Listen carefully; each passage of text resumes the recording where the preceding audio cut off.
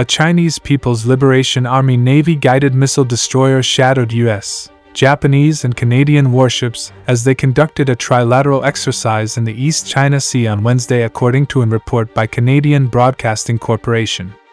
Meanwhile, on Friday, the Philippines successfully carried out a resupply mission to its outpost at 2nd Thomas Shoal in the disputed Spratly Islands, despite opposing actions by China Coast Guard and Chinese maritime militia ships.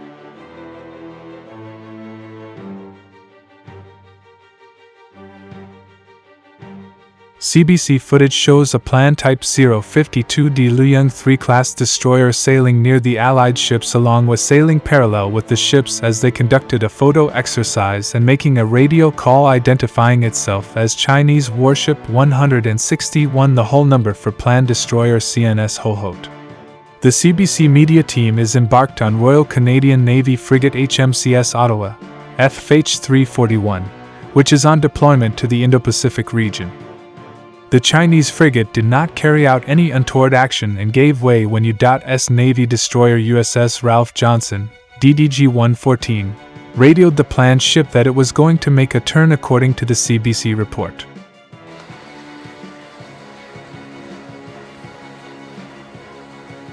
Planned ships operating in the Indo-Pacific routinely shadow Western and Japanese ships operating in the region, particularly in areas where China claims sovereignty, such as the South China Sea. In April, Captain Tony Chavez, then commanding officer of USS Makin Island, LHD-8, told USNI News during an interview that the Makin Island Amphibious Ready Group, ARG, had been shadowed on occasions by planned ships during its deployment, though interactions were professional. While we are in the South China Sea, we did see that China, at the 9- line, will challenge you with a shadow. They'll put a DDG or a frigate, who will shadow the force at about 5 to 8 nautical miles or so, but everything we have conducted with China has been routine and professional. They ask us a couple of questions, we answer them, and after that, they shadow us through the South China Sea as we transition through there, Chavez said.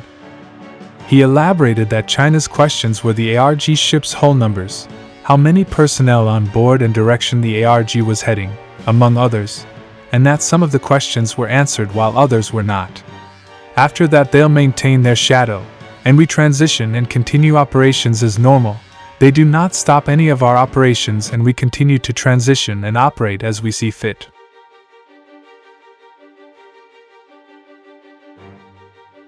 A Friday release by the Japan Maritime Self-Defense Force, JMSDF, stated that helicopter destroyer JS Izumo, DDH-183, and destroyer JS Samudera, DD-106, part of the 1st Surface Unit of the JMSDF Indo-Pacific Deployment 2023, IPD-23, together with the JMSDF submarine, carried out the trilateral U.S. Japan, Canada exercised Noble Stingray with Ottawa and Ralph Johnson from Tuesday to Wednesday in the sea and airspace south of Okinawa. Through the exercise, we improved our tactical capabilities and strengthened cooperation with the U.S. Navy and the Royal Canadian Navy, said Rear Admiral Takahiro Nishiyama, Commander, 1st Surface Unit IPD-23 and Commander of Escort Flotilla, in the release. The JMSDF will continue to strengthen cooperation with allied and like-minded partners for improving a security environment in the Indo-Pacific region and to promote mutual understanding with countries in the region for maintaining rules-based maritime order. A second JMSDF release stated that anti-submarine warfare drills were carried out in the exercise. The Japanese ships and submarine had earlier carried out anti-submarine drills in the South China Sea on Monday, while Ralph Johnson on the same day had been conducting a joint sail with the Philippine Navy in the South China Sea. Ottawa, together with sister ship HMCS Vancouver, FH 331, and fleet oiler MV*, are on a 5-month deployment to the Indo-Pacific region, with Ottawa focusing on Southeast Asia while Vancouver operates in Northeast Asia and MV* conducts replenishment operations for both frigates and other partner nation ships in the region. The CBC report also stated that on Tuesday a Dongjin-class surveillance ship passed by Ottawa, and earlier in the morning while it was dark, a small Chinese ship flashed laser lights at Ottawa and launched a drone at it, though the drone kept its distance from the Canadian frigate. Chinese fighter jets also have approached Ottawa at high speed before turning away at a distance of 32 kilometers, and a planned Luyang III-class frigate also has been shadowing Ottawa on occasions, according to the CBC report. On Friday, the Philippines conducted a successful resupply mission of its outpost on the grounded LST-BRP Sierra Madre, LS-57, at 2nd Thomas Shoal in the disputed Spratly Islands. The resupply mission follows the successful resupply mission on August 22 and a partially successful mission on August 5, in which only one of the two supply ships reached the outpost as the Chinese Coast Guard used water cannons on Philippine ships.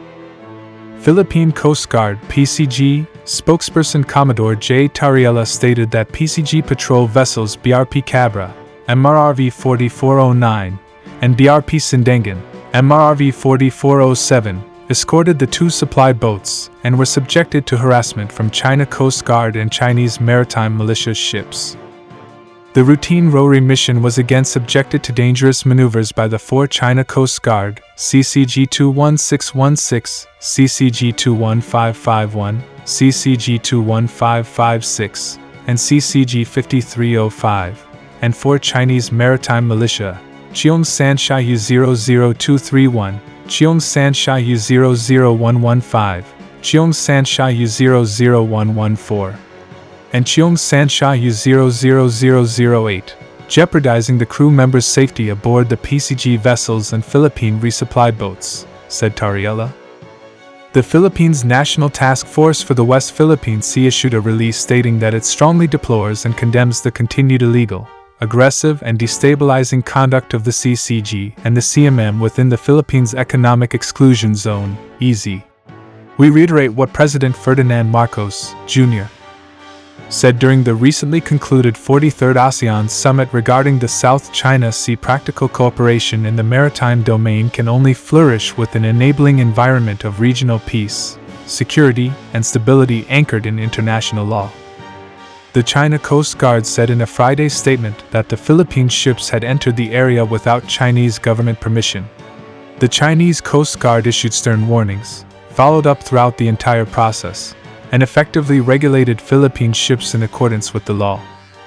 China has indisputable sovereignty over the Nansha Islands, including Renai Reef and its adjacent waters, and firmly opposes the Philippines' illegal transportation of illegal building materials to warships that sit on the beach illegally. The China Coast Guard will continue to carry out rights protection and law enforcement activities in waters under China's jurisdiction in accordance with the law, read the statement.